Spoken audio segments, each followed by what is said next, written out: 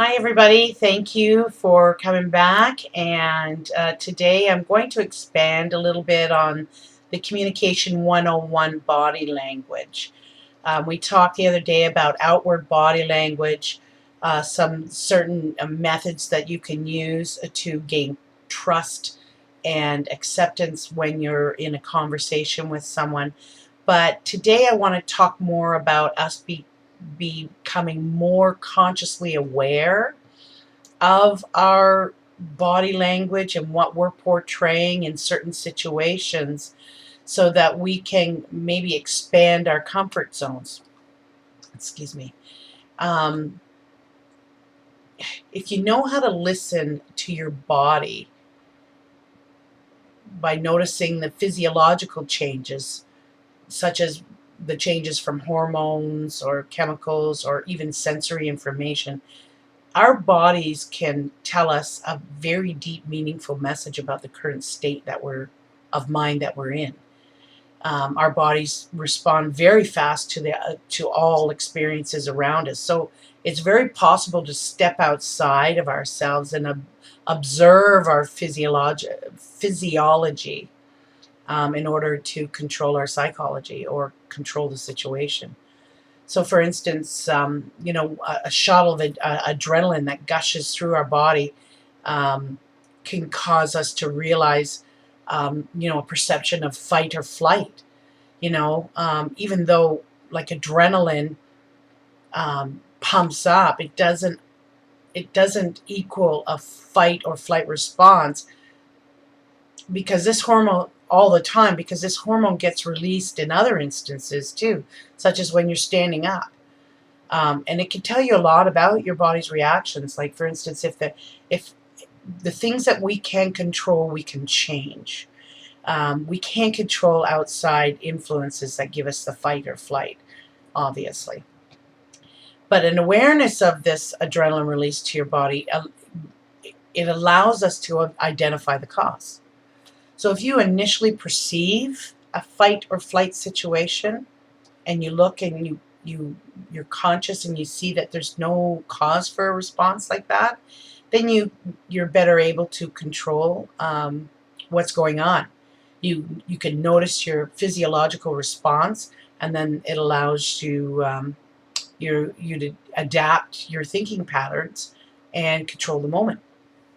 Like, this is especially helpful, I think, to go through a number of exercises like this, because as you expand into your marketing or your marketing business, or if you're a communicator or working towards becoming a communicator, there's going to be a lot of situations where you're going to be going through some uncomfortable situations, and being in control and of your own physiological responses regardless of the situation will not only make you a better communicator, but it'll expand you out of a comfort zone and give you that confidence to push forward.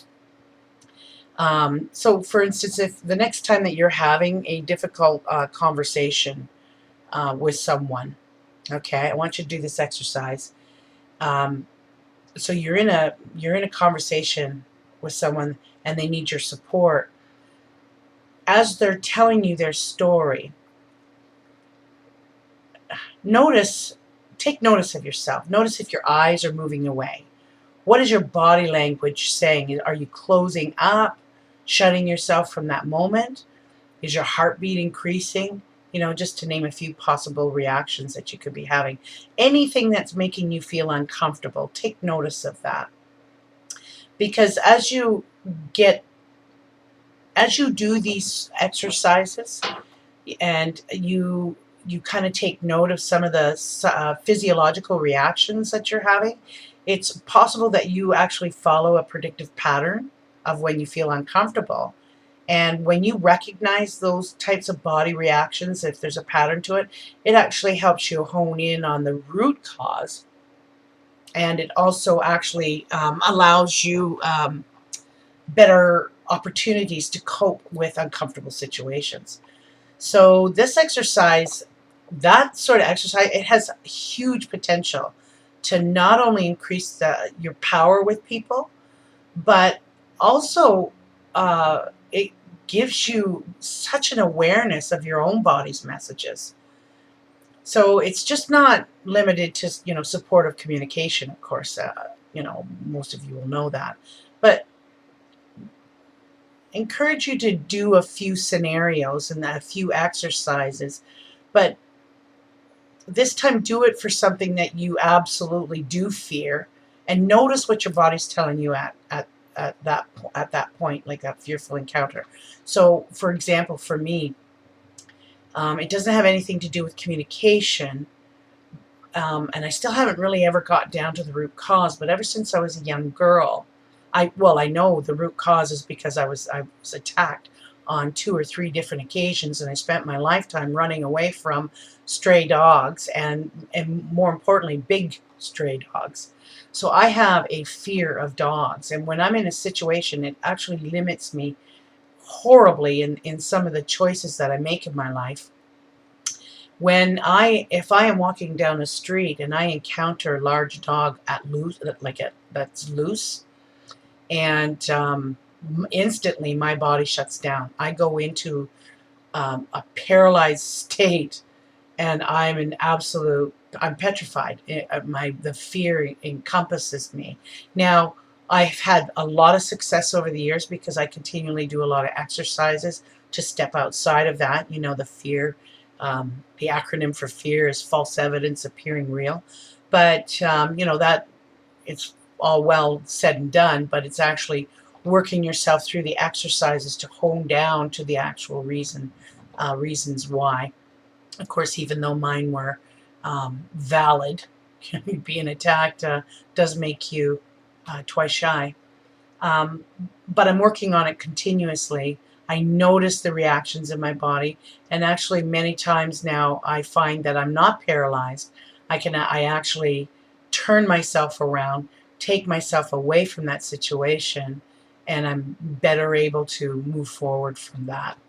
So, by better understanding the forces within our bodies, we can become more aware of our reactions and react to the dynamics of the situation. When we control them, um, we allow ourselves more openness, and we have better communications with those around us. Very powerful. So I hope you enjoyed that, and I just want to invite you to have a great day and make it count.